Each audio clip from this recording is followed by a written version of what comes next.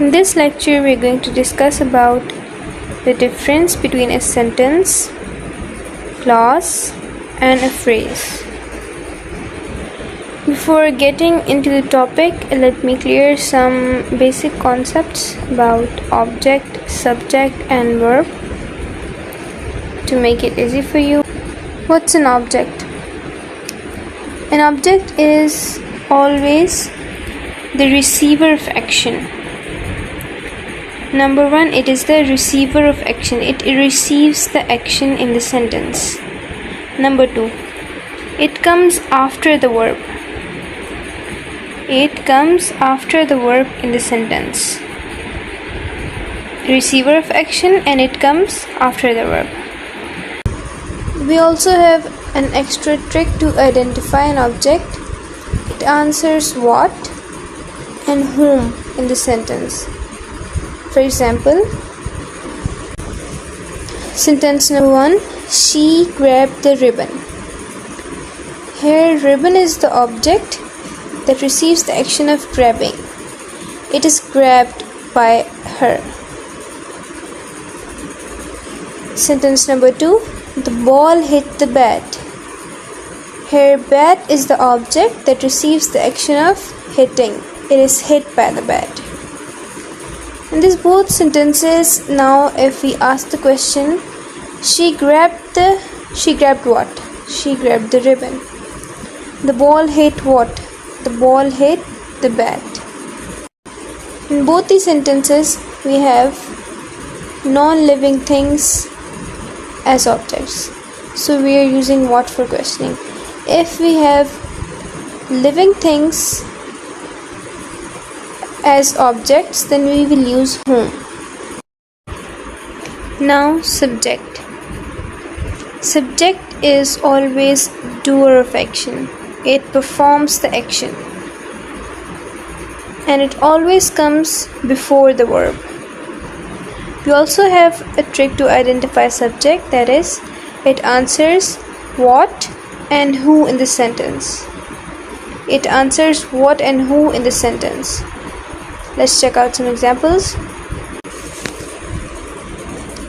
Sentence number 1, the same one, she grabbed the ribbon. Here, she is the subject that performs the action of grabbing. She grabbed the ribbon.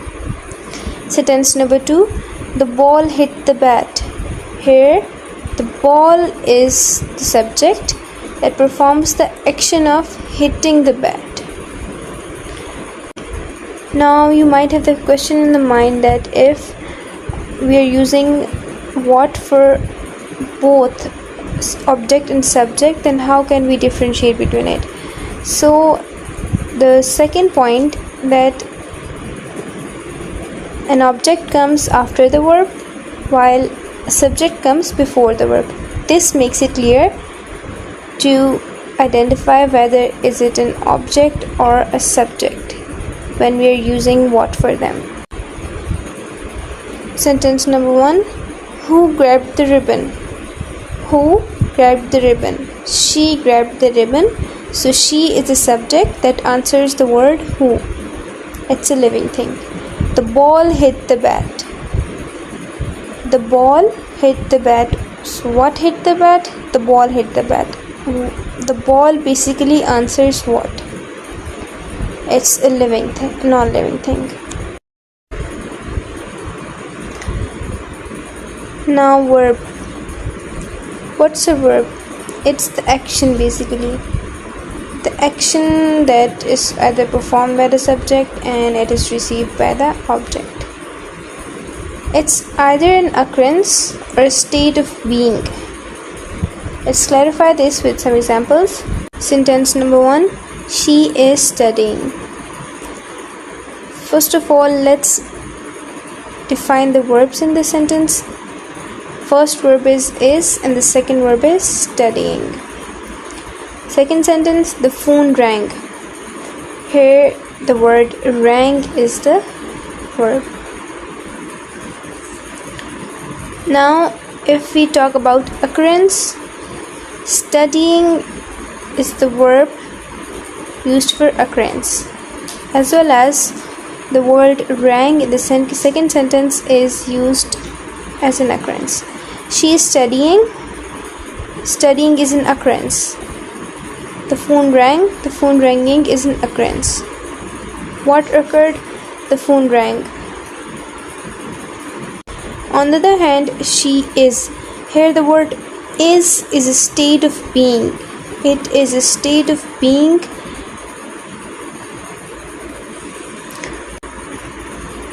That's why it is also referred to as a verb. Now let's get back to our topic. These are some complex definitions of each concept that we are going to learn about. Give them a second read after you grab the whole concept from the lecture. What's a sentence? A sentence is a group of words that expresses a complete thought. First of all, it expresses a complete thought. It gives a complete meaning.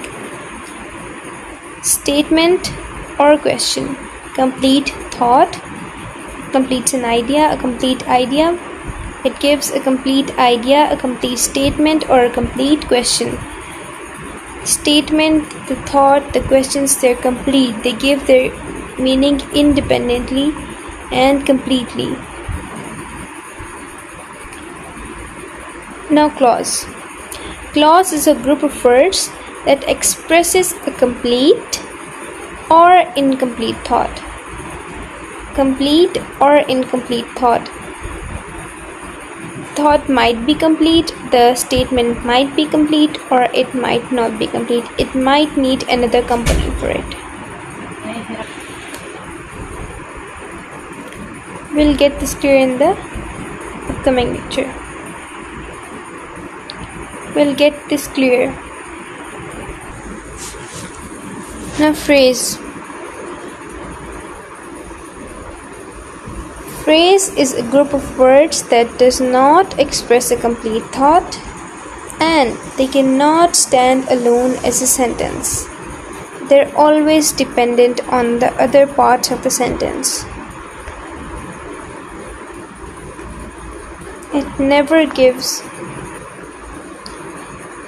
It does not give a complete thought independently. Two main factors determine a text being a sentence, clause, or phrase. Number one is subject and predicate. The other one is complete meaning. I'm not preparing a separate lecture for subject and predicate as it is a short concept, so I will cover it up here. Now, what's subject? Subject is a doer of action, the body that performs the action. As in this sentence, she is the subject performing the action of erasing the board. Now predicate. Predicate is the remaining part of the sentence that must have a verb, but it often has an object as well. For example, she slept.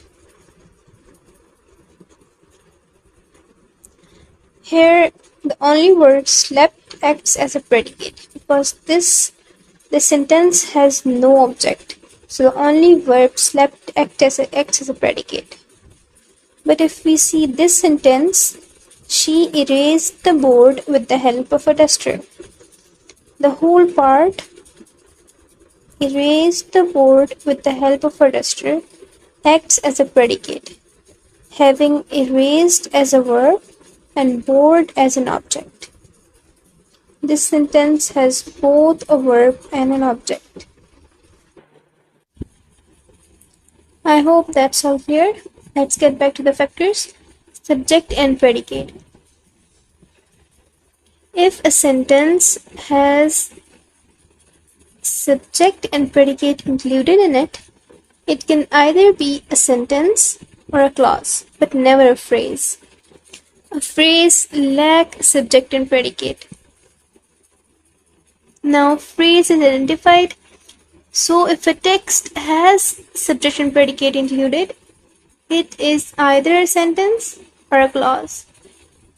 To identify whether it is a sentence or a clause, we have to use the second factor, complete meaning. Here's factor number 2, complete meaning. What does it mean? It means that can a text give complete meaning independently or not? Does it complete the meaning of a sentence independently or not?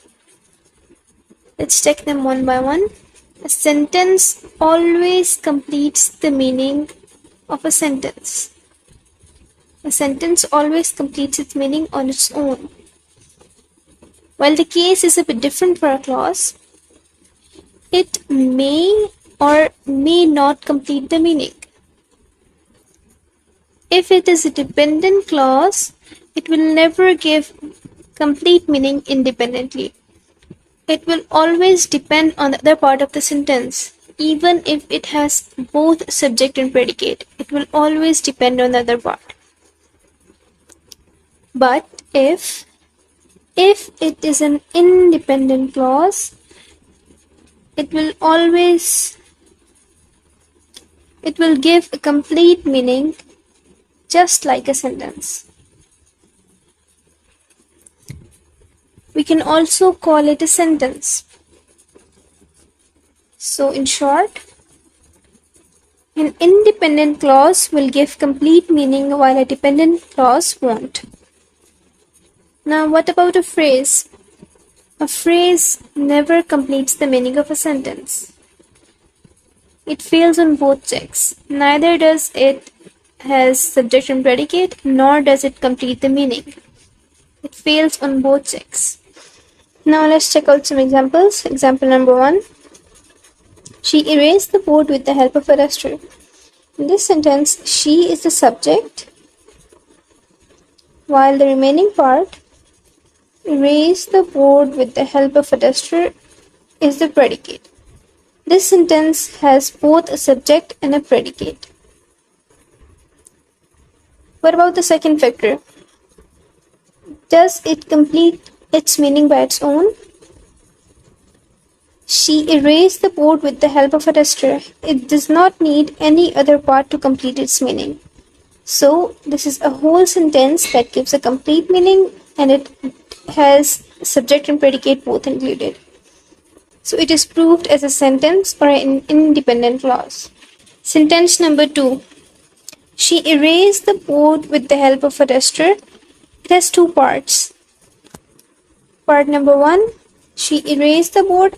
Part number 2, with the help of a duster. Let's check out part 1 first. She erased the board. Does it give a complete meaning? Yes, it does. It does not need the other part with the help of a duster to complete its meaning. She erased the board. She, subject, erased the board, predicate. Both factors are satisfied, so this is an independent clause or a sentence. Now the second part, with the help of a duster. It does not give a complete meaning. It needs the other part of the sentence and lacks a subject and predicate as well. So this is basically a phrase that fails on both checks. It's a phrase. The first part, she erased the board, is an independent clause, and the second part is a phrase. Example number 3. She erased the board after the class ended. The first part, she erased the board, is already proved as an independent clause, but the second part, after the class ended, it has a subject, class, and a predicate, ended. But it does not give a complete meaning independently after the class ended. It cannot be used independently. It needs the other part of the sentence. She erased the board after the class ended. It cannot use after the class ended separately. So this is a dependent clause. The first part of the sentence is an independent clause, while the second part of the sentence is a dependent clause. Some more examples. Sentence number 1. The girl is riding her bicycle. It's a complete sentence having both subject and predicate. Number 2. I'm finally able to learn some art. I, subject, and the remaining part, predicate. It's a complete sentence giving a complete meaning. She is reading her favorite novel. She, subject, while the remaining part is a predicate and it gives a complete meaning. So it's sentence or an independent clause. Sentence number 4. I praise his efforts, but he still does not like me. I praise his efforts. I, subject, while the remaining part is the predicate. It's a complete sentence or an independent clause. The other part, but he still does not like me. Can we use it without this but and without this whole other part? He still does not like me. Yes, we can. So it gives a complete meaning independently as well. So it is an independent clause as well. It does have a subject, he. The remaining part, still does not like me. And it gives a complete meaning as well. So it's an independent clause. Sentence number 5. I will not trust anyone in his team after what he did to me. The first part, I will not trust anyone in his team. I being the subject, while the remaining part, will not trust anyone in his team being the predicate. It's an independent clause giving a complete meaning. The other part, after what he did to me. What he did to me does not stand alone. So it is a dependent clause that depends on the first part of the sentence. I will not trust anyone in his team. Sentence number 6. The umbrella with a broken handle is mine. Here the words with a broken handle, it's an adjective phrase that is used to qualify umbrella. A phrase that is used to qualify the word umbrella. It is a phrase, while the remaining sentence, the umbrella is mine, can give a complete meaning without this phrase included. So this is a phrase with a broken handle. While the remaining sentence, the umbrella is mine, can be used as a separate sentence. Sentence number 7. He was talking to his guests in a polite manner. He was talking to his guests, he, subject, was talking to his guests, predicate, and it can give a complete meaning till the word guests. While the remaining part, in a polite manner, is a phrase that is used to qualify the sentence. So it is a phrase. I have given the exercise in the description along with the key. You can check that out and make sure to practice. If you have any questions, drop them in the comment section. One thing more, don't make it too complicated for yourself. Keep it easy and clear.